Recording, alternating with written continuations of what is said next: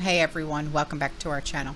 If you're new here, please subscribe. I'd really love that. If you're returning, how you doing? You know, modern burial and funeral practices are changing, and rapidly. Whether due to the environment or land use concerns, there are more eco-friendly burial options to choose from more than ever. Choices include natural burials, green burials, eternal reefs, even space burials. Well, I found a video where a woman is urging people to consider a different potential motivation for choosing an alternative to traditional cemetery burial or cremation routes. And that motive is financial. She suggests homeowners bury their loved ones in their backyard. Yeah. Okay, I don't know who needs to hear this, and I don't care if anybody feels some type of way about it, but I'm going to put that out there. Did you know that if you bury a loved one in your backyard, that your house now is zoned as a cemetery, and you no longer owe property taxes, as well as you're no longer part of any HOA or any government anything. Your house is a write-off. It's tax-free on any upgrades to your house, and they can never take your house after that. Generational wealth. It doesn't matter if you default on your mortgage or anything like that. They can never take your house from you, ever. They can't take it from your kids. They can never take it. So think about this.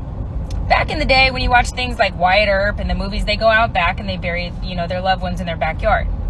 When did cemeteries become a thing, right? Probably around the first war, when we needed money and we instilled war taxes, property taxes, all the bullshit, right? So cemeteries became a thing. Why? Oh, because they needed property tax. And they wanted you to pay a lot for funerals. When people used to just do cardboard and, bury people 6 feet under and put them close to their house. But now they have you pay for a plot of land, pay for a tombstone, pay for a casket, put you in debt basically for a funeral to put your loved one on a property that's not yours. Because if you put them in your backyard, then you no longer owe property taxes and your house is no longer owned by the government. I don't know who needs to hear this, but I'm just putting it out there, just letting you know. I also just wanted to side note that you don't need any government or anybody's permission to do this. You just need a funeral director and a death certificate. And then your house is zoned as a cemetery.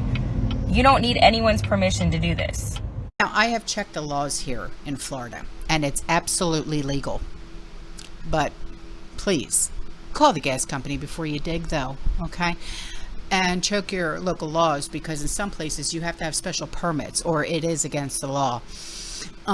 In the state of Texas, it is legal to have a loved one's body at home after death, provided that you follow the rules concerning its handling.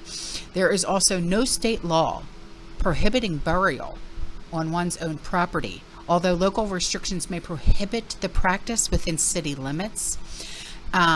However, you can only obtain property tax relief if the property where the burial will occur is only used for that purpose. In other words, you can't just bury a body in your backyard and claim tax exempt status. Also, I do know that you can't rent your house out. You know what I mean? You have to live in your house. So, you can't sell your house afterwards and stuff like that. So it's got to be in the will forever and ever and ever and ever and ever, So, yeah.